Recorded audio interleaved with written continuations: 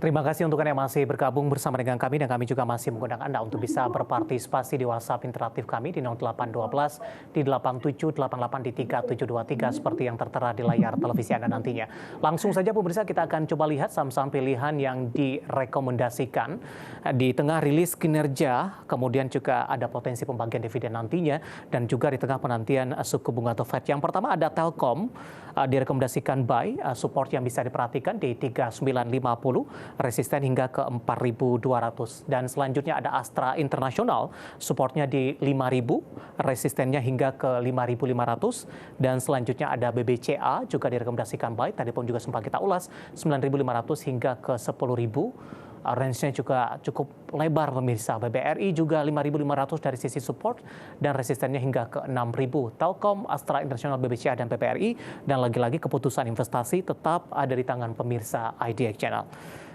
Baik, Pak Kiswoyo, kita lanjutkan kembali Pak, 4 saham pilihan yang Anda rekomendasikan seperti biasa lebih dominan kepada saham-saham big cap ini. Telkom di penutupan sesi kedua hari tadi ini berbalik mengalami tekanan yang cukup dalam di 1,00% dan kembali meninggalkan level 4 ribuan. 3960 analisisnya sehingga direkomendasikan buy untuk Telkom. Telkom sedang mencoba menembus resistennya atau level psikologisnya di level 4.000 dan itu kalau berhasil nanti akan menuju ke arah 4.200 dan lalu 4.500. Ini juga salah satu BUMN yang profitable yang mungkin akan membagikan dividen cukup besar juga seperti itu. Sambil menunggu rilis kinerja mereka juga, begitu Pak Kiswoyo? Betul sekali, betul.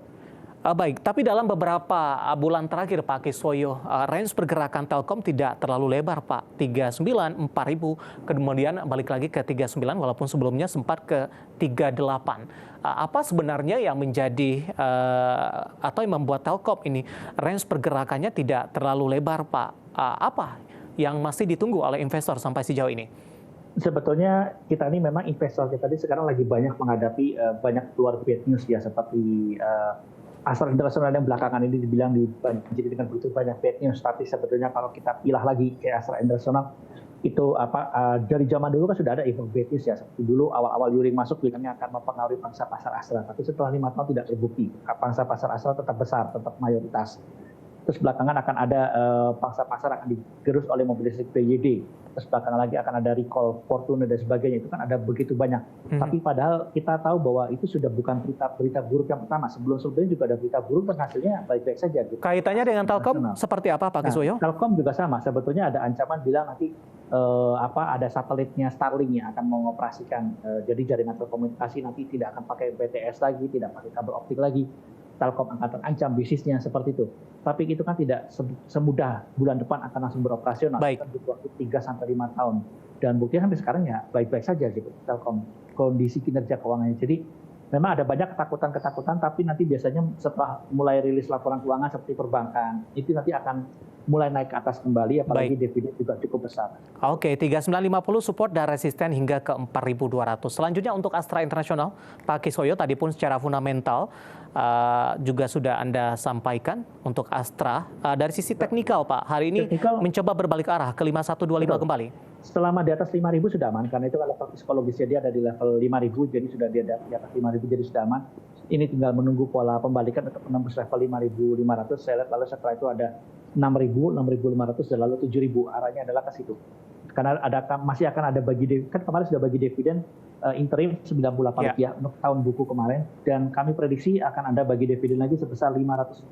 Jadi dividen yieldnya cukup besar sebetulnya. Baik, supportnya di 5.000, pemirsa, resisten hingga ke 5.500. Kita beralih ke saham pilihan ketiga Pak, dari perbankan big cap BBCA tadi pun juga sempat kita ulas, resisten hingga ke 10.000. Targetnya ini sampai kapan Pak Kiswoyo? Sampai akhir tahun ini. Oke, sampai dengan akhir tahun di 10.000, artinya di level penutupan hari ini tampaknya saham BBCA ditarik ke bawah Pak, melemah cukup dalam untuk BBCA. Apakah momentum untuk ambil posisi ketika sesi pertama dibuka esok hari? Betul, jadi kalau untuk saham-saham blue chip ya Pak sudah mengumumkan laporan keuangan, dividen kan sudah bisa kita hitung. Ya. Kalau ada pelemahan itu kita bisa beli. Jadi kalau mau beli itu jangan dadakan, nanti sudah mendekati RPS, sudah diumumkan dividen berapa, itu bisa telat seperti itu. Oke, kebetulan ada Bapak Andrew dari Tangerang Selatan yang baru saja bergabung di WhatsApp interaktif kita dan kebetulan juga menanyakan saham BBCA Pak. Nyangkut di 97. sahamnya malah turun. Analisisnya. Tahan aja. Di hold saja ya, Pak? Nanti tahan aja karena nanti akan bikin new high baru. BCA selalu bikin new high baru dari tahun ke tahun. Nah, bisa tahun ini akan ada level high 10.000 gitu. Oke, baik. Di hold saja ada potensi ke 10.000 untuk tahun ini untuk BBCA. Menjawab pertanyaan Bapak Andrew dari Tangerang Selatan. Dan terakhir untuk BBRI, Pak, tadi pun juga sempat kita singgung. Hari ini baru merilis kinerja dan kembali mencatatkan rekor resisten di 6.000. Ini juga target sampai kapan, Pak Kiswoyo? Sampai akhir tahun ini sebetulnya. Sampai akhir tahun ini. Baik, penutupan hari ini di 5.700 menguat di 1,33%. Buy di level berapa, Pak, untuk BBRI? Nanti kalau ada koreksi bisa buy, apalagi kalau turun di bawah 5.500 itu sangat menarik sekali untuk buy gitu. Baik, penutupan hari ini di 5.700, pemirsa saya ulang kembali menguat di 1,33%. Level tertinggi hari ini di 5.775. Momentum koreksi bisa dimanfaatkan dengan target price hingga 6.000 sampai dengan akhir tahun di 2024. Dan lagi-lagi keputusan investasi tetap ada di tangan pemirsa IDX Channel. Pak Kiswoyo, kita masih punya satu segmen lagi. Cukup banyak pertanyaan masuk hari ini, nanti kita akan coba ulas satu persatu dan pemirsa kami akan segera kembali sesaat lagi. Kita sudah sampai di segmen terakhir dan terima kasih juga untuk Anda yang masih bergabung bersama dengan kami, Pak Kiswoyo. Kita lanjutkan kembali, Pak. Ada Ibu Sarah Manurung menanyakan saham cuan, Pak. Apakah kemungkinan bisa buyback dan entry support berapa dalam posisi rugi untuk cuan, tapi tidak disebutkan sudah masuk di level berapa. Dengan pelemahan yang terjadi dalam beberapa waktu terakhir, apakah sudah direkomendasikan masuk kembali untuk cuan, Pak? Cuan ini masih ada level support Rp6.000, semoga nggak jebol. Kalau jebol di bawah Rp6.000 ini agak-agak serem ya, karena nanti dia bisa balik lagi ke arah level Rp5.000-an. Harapannya sampai saat ini masih bertahan di Rp6.000, jadi memang ini sudah masuk MSCI cuma yang small cap, dan diharapkan tidak ditendang keluar dari MSCI yang small cap. Harapannya sih waktu itu bisa naik untuk MSCI bulan depan Februari, naik ke yang blue chip-nya, artinya yang besar lah, yang besar punya MSCI-nya. Cuma tapi kayaknya karena habis kena suspend kembali cukup lama, kayaknya kemungkinannya berat, sehingga kemungkinan hanya berharap supaya tidak ditendang dari MSCI yang small cap dulu. Nanti tunggu periode 6 bulan kemudian baru berharap bisa pindah masuk ke MSCI yang besar punya handicap-nya. Baik, Pak Kiswoyo, tadi support di 6.000, penutupan hari ini di 6.575, melemah di 4,01%. Kemudian ada Bapak Wimur menanyakan BRMS, Pak. Analisis untuk BRMS, support dan resisten yang mungkin bisa diperhatikan. 155 penutupan hari ini. BMRS ini levelnya memang 150, level bawah supportnya adalah 150, selama di atas 150 masih aman. Itu arahnya adalah ke arah 165 dan lalu 175 seperti itu. Jadi selama berada di atas level 150 itu dia sudah aman sebetulnya. Baik, kita beralih ke saham grup Prayogo Pangestu lainnya. Untuk BRPT, Pak, ditanyakan oleh Huan Ji, tidak menyebutkan lokasinya di mana. Penutupan hari ini di 1060, 4,43%. Direkomendasikan masuk tidak untuk BRPT? BRPT ini support kuatnya dari level 1000 sampai 1020. Itu terlihat dari Om Prayogo suka melakukan pembelian saham dari market itu di harga area sekitar situ. Jadi supportnya adalah antara 1000 sampai 1020-an atau paling bawah 1040. Jadi kalau mau beli memang area-area di bawah 1060, mungkin 1050, 1040, batas bawah sih 1000 biasanya. Selama masih bertahan di atas 1000, sebetulnya dia kecenderungannya masih bisa uptrend ke atas seperti itu. Baik, selanjutnya ada Ibu Liana dari Surabaya, Pak Kiswoyo. Kali ini menanyakan saham NICE, Pak. Tampaknya emiten pendatang baru ini sudah punya harga di 710. Cukup jauh juga nyangkutnya untuk minggu ini. Up atau down, Pak? Rekomendasinya untuk NICE? NICE ini saya agak serem ya, karena level 600 sudah jebol, berikutnya adalah level 550. Kalau level 550 jebol, maka dia akan turun lagi ke arah 500 sebetulnya. Jadi ini harus waspada sebetulnya. Paling tidak untuk minimalkan kerugian yang terjadi nyangkut di 710, ada saran tidak, Pak Kiswoyo? Kalau ada koreksi ya, kalau ada naik di atas 600 sampai 650 mungkin udah mulai waspada untuk jual ya. Baik. Gitu. Selanjutnya Bapak Anggiat dari Bekasi, kali ini menanyakan LTLS. Sudah ambil posisi di 800, Pak, untuk LTLS. Analisisnya luas ya. Betul, Pak. Kalau sudah untung ini di atas 1000 udah bagus ya, udah untung. Wow, tapi kok agak turun.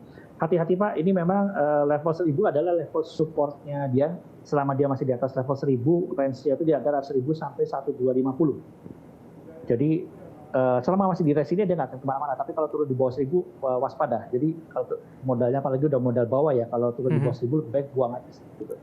Baik, selanjutnya ada Ibu Pritshoba. Terima kasih juga sudah bergabung menanyakan awan, Pak. Apakah boleh average? Sudah punya di harga 350 untuk awan. Analisisnya Pak Kiswoyo. 350. Era digital media TBK, Pak. Penutupan hari ini 288. Dia harus bisa tembus 300 dulu ya. Kalau dia belum bisa tembus 300, kayaknya dia agak berat untuk naik ke atas. Bawahnya ini level supportnya ini ada di level 280. Lalu setelah itu ada 270, baru 250. Jadi dia sudah bertahan lewati 280, dia akan coba menembus level 300. Tapi tadi hari ini high-nya 300. Ya kalau besok bisa nembus di atas 300, dia baru akan naik lagi ke atas menuju ke arah 350 gitu. Baik. Selanjutnya menanyakan perbankan digital untuk Arto Pak Kiswoyo dari Bapak Diki dari Kalimantan ini sudah ambil posisi di 3210 penutupan hari ini, Pak.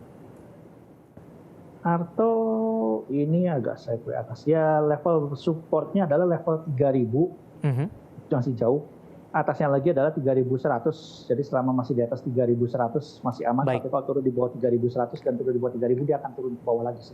Oke. Kemudian dari Medan ada Bapak Mahmudin Sregar menanyakan BRIS, Pak. Tadi pun juga sempat kita ulas sebenarnya. Tapi posisinya saat ini adalah sudah profit. Cukup lumayan di 1892. Apakah masih bisa di hold? Target price selanjutnya Pak Kiswoyo. Dan Bisa. profit taking di level berapa?